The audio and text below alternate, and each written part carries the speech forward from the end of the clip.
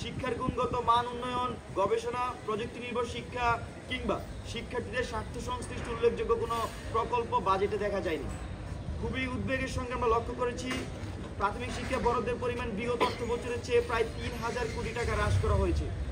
প্রাথমিক ও গণশিক্ষা মন্ত্রণালয়ের জন্য ৩৫,৪০৩ কোটি টাকা বরাদ্দ রাখা হয়েছে, যা চলতি বছরের বরাদ্দ প্রস্তাবনায় ছিল ৩৮,৮১৯ কোটি টাকা। প্রাথমিক শিক্ষা আমাদের জাতীয় শিক্ষার জন্য সবচেয়ে গুরুত্বপূর্ণ সেক্টর। সেখানে বাজেট বৃদ্ধির বদলে হ্রাস পাওয়া খুবই নেতিবাচক বলে আমরা মনে করি। বাংলাদেশি বিশ্ববিদ্যালয়গুলোতে গবেষণার জন্য যথেষ্ট বরাদ্দ না পাওয়াতে বিশ্ববিদ্যালয়ের গুণগত মান ধীরে ধীরে কমে যাচ্ছে। বিগত বছরগুলোতে গবেষণা ভিত্তিক বিশ্ববিদ্যালয় গড়ে তোলার আন্দোলন কিংবা আলোচনা হলো ফ্যাসিবাদী সরকারের কোনো ভ্রুক্ষেপ দেখা যায়নি। এবছরও এরকমভাবে গবেষণা খাতে কোনো উল্লেখযোগ্য বরাদ্দ আমরা দেখতে পাইনি। ফলত উচ্চশিক্ষা আমরা আবারও পিছিয়ে যাবার আশঙ্কা করছি। অন্তর্বর্তীকালীন সরকারের মাননীয় অর্থ উপদেষ্টা কারিগরি শিক্ষায় বাজেট বৃদ্ধি ও গুরুত্ব আরোপের কথা বললেও সেখানেও উল্লেখযোগ্য কোনো আমরা ডেভেলপমেন্ট দেখিনি। কর্মসংস্থান সৃষ্টি, জনগণকে জনশক্তিতে পরিণত করার জন্য ভোকেশনাল এডুকেশন কিংবা ট্রেনিংয়ের বরাদ্দের চেয়ে বৃত্তি ও অবকাঠামো উন্নয়নের দিকে বেশি আগ্রহ লক্ষ্য করা যাচ্ছে। ফলত সক্ষমতা বৃদ্ধি কিংবা গবেষণা ভিত্তিক শিক্ষা ব্যবস্থা তৈরিতে 2025-2026 অর্থ বছরের প্রস্তাবিত বাজেটে তেমন কোনো পদক্ষেপ নেওয়া হয়নি বলে আমরা মনে করছি। অন্তর্বর্তীকালীন সরকার দায়িত্ব নেওয়া 10 মাস হয়ে গেলেও বাংলাদেশের শিক্ষা ব্যবস্থার উন্নয়ন কিংবা শিক্ষার্থীদের দাবি দেওয়ার বিষয়ে যথেষ্ট সচেষ্ট থাকতে আমরা দেখিনি।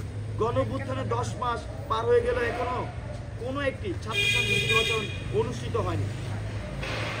সরকার ডজনখানেক কমিশন করলেও শিক্ষা সংস্কার কমিশন গঠন করেনি। আমরা তার তীব্র নিন্দা জানাই।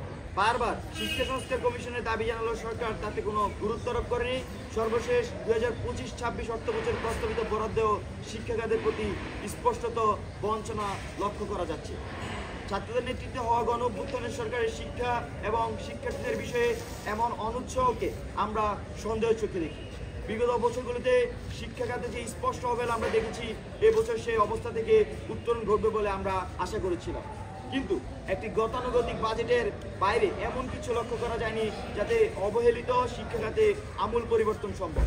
আমরা দাবি জানাচ্ছি পরিপূর্ণ বাজেট যাতে শিক্ষা খাতে মোট বাজেটের 20% কমপক্ষে 1,17,000 কোটি টাকা বরাদ্দ রাখা হয়। একই সঙ্গে জিডিপির কমপক্ষে 5% শিক্ষা খাতে ব্যয় করতে হবে। অবশ্যই উচ্চশিক্ষা, গবেষণা, কারিগরি এবং স্কিল ডেভেলপমেন্ট, শিক্ষক প্রশিক্ষণ এবং উন্নয়নের জন্য বিশেষ বরাদ্দ রাখার দিকে দৃষ্টিপাত করা হয়। আমরা সেই দাবি জানাচ্ছি। আমাদের বাংলাদেশ গণতান্ত্রিক ছাত্র সংসদের পক্ষ থেকে আমরা 4টি সুস্পষ্ট দাবি জানাই। তার আগে